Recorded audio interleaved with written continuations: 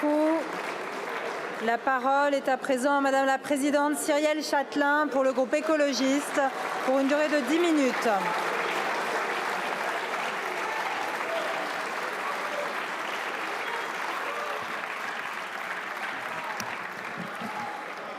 Madame la Présidente, Monsieur le Premier ministre, Mesdames et Messieurs les ministres, chers collègues, je souhaite m'adresser à celles et ceux qui nous regardent. Peut-être souhaitent-ils ou ne souhaitent-ils pas la censure de votre gouvernement, mais tous sont inquiets. Tous se demandent ce qu'il adviendra demain. Alors qu'ils en soient assurés, la décision du groupe écologiste et social et de ses partenaires du Nouveau Front populaire de censurer votre gouvernement a été prise en conscience et avec gravité. Nous en connaissons les conséquences. Une France de nouveau sans gouvernement et avec un travail budgétaire à reprendre presque du début. Pourtant, notre main ne tremblera pas au moment de voter la censure. Car plutôt que de subir encore et encore une mauvaise politique faite de coupes budgétaires aveugles et de concessions à l'extrême droite, nous souhaitons nous donner une chance de tout recommencer, d'enfin changer le contenu des politiques et de manière de faire de la politique. Nous ne nous résignons pas au pire et nous choisissons de croire que le meilleur est encore possible. Cela peut vous sembler illusoire et naïf, car après 7 années de présidence d'Emmanuel Macron, toute lueur d'espoir se sent peu à peu asphyxiée. Il a jeté à la poubelle les propositions de la Convention citoyenne. Il a caché les contenus des cahiers de doléances. Il a envoyé la police sur les gilets jaunes. Il a cherché à dissoudre les soulèvements de la terre pendant que les milices d'extrême droite manifestent dans nos rues. Il a calmé les agriculteurs par des fausses promesses. Il a dissous l'Assemblée par tactique politique et il a refusé le résultat des élections. Refusant sa défaite dans les urnes, Emmanuel Macron nous entraîne dans l'impasse. S'appuyant sur un accord avec Marine Le Pen, il a cherché à maintenir sa politique quoi qu'il en coûte. Cela vous a permis, Monsieur le Premier ministre, d'être nommé et d'arracher 90 jours à la tête de l'État. Cela a permis à Marine Le Pen de gagner du temps pendant le procès pour lequel elle est accusée d'avoir organisé un système de détournement d'argent public au profit de son parti. 90 jours gâchés. Votre erreur, Monsieur le Premier ministre, est d'avoir pensé que Marine Le Pen vous laisserait faire un budget, qu'elle se refuserait à vous censurer. Et vous, crédules, vous l'avez cru, et peut-être que vous la croyez encore. Et vous vous êtes abaissé de compromis en compromission. Mais la réalité, c'est que la censure de ce budget était bien évidemment écrite d'avance. Le sursis qu'elle vous aura donné n'était qu'un nouveau subterfuge d'un parti politique qui ne fait que des coups et qui, en fait, finalement, a son timing qui est accolé à celui de ses poursuites judiciaires. Mais la politique ne peut se réduire à des déclarations anxiogènes sur des plateaux de télévision, à des négociations par des déclarations de presse interposées, à de la mise en scène d'un dialogue et de fausses promesses. La réalité finit toujours par s'imposer au discours de communication. Car la politique, c'est avant tout des choix qui ont des conséquences économiques, physiques, psychologiques pour de nombreux Français. Des choix qui les impactent dans leur chair et dans leur vie. Édouard Louis, dans Qui a tué mon père, l'exprime mieux que moi, je pourrais le faire, et donc je veux vous citer son écrit. Les dominants peuvent se plaindre d'un gouvernement de gauche, ils peuvent se plaindre d'un gouvernement de droite, mais un gouvernement ne leur broiera jamais le dos. La politique ne change pas leur vie, ou si peu. Ça aussi, c'est étrange. C'est ceux qui font la politique alors que la politique n'a presque aucun effet sur leur vie. Pour les dominants, le plus souvent, la politique est une question esthétique, une manière de penser, une manière de voir le monde, de construire sa personne. Pour nous, c'était vivre ou mourir. En résumé, certains se créent des bulles de confort grâce à leur argent, enfermés dans l'idée que le privé vaut mieux que le public, que leurs moyens se permettront de s'adapter à un monde à 4 degrés et qui reste aveugle aux impacts des politiques austéritaires. Illusion construite par et pour les forts, par et pour les puissants. car les autres n'ont pas le privilège de pouvoir détourner le regard des conséquences de vos politiques. Pourquoi donc les 450 salariés de Vancorex en Isère se réjouissent-ils de vos grandes déclarations sur la réindustrialisation française, alors que comme les salariés d'Arcelor et de Michelin, ils risquent dans quelques mois de perdre leur emploi? Pourquoi les défenseurs de l'environnement s'imagineraient-ils que vous allez encore make the planet great again quand vous sabrez dans les dépenses pour la rénovation thermique et que vous voulez laisser le béton remplacer les zones naturelles et agricoles? Pourquoi les Français devraient-ils vous croire quand vous avez martelé que la France était le pays où l'inflation était la plus faible alors que les prix alimentaires ont augmenté beaucoup plus que partout en Europe?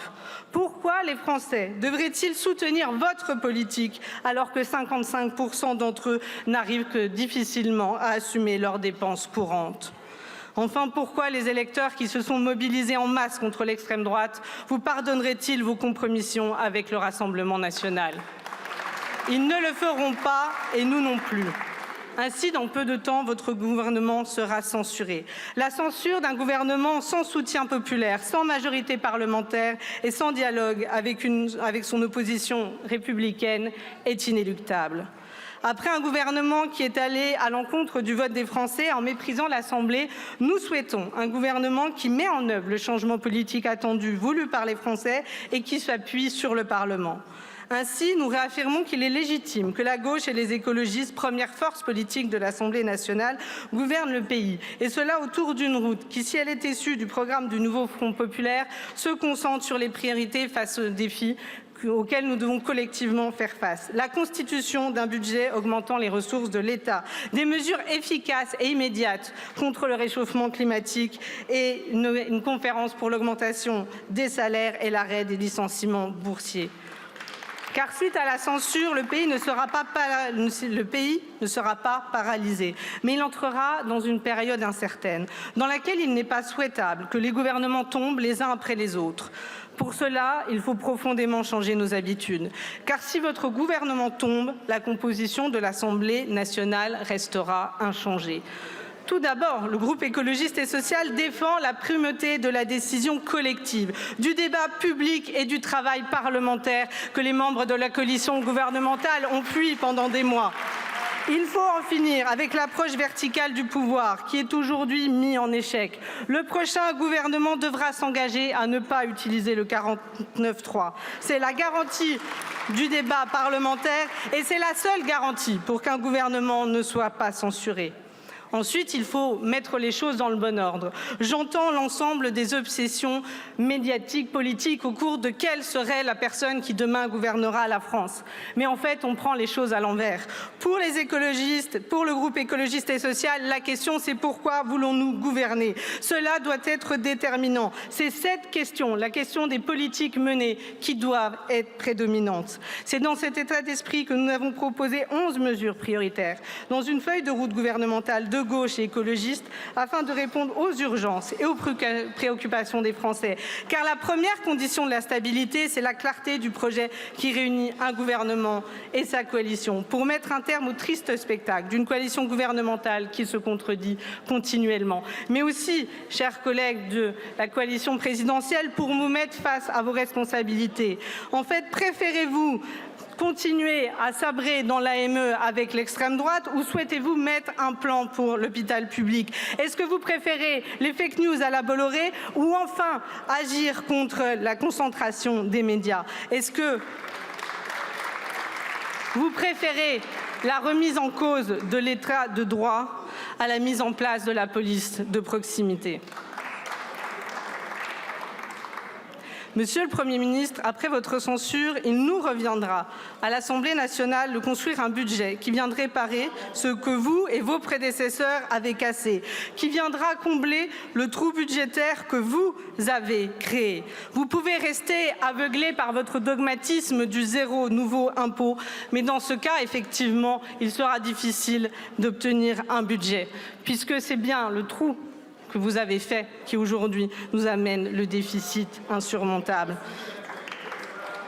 Le Rassemblement national sera incapable d'apporter des solutions. Il sait rejeter, mais ne sait pas construire. Il refuse la mise à contribution des plus riches. Il refuse de revenir sur la politique de l'œuvre qui creuse notre déficit. Leur seule solution, c'est de jeter en pâture les étrangers à qui ils refusent toute aide, leur refusant la moindre aide et la moindre intention qui est pourtant due à n'importe quel être humain.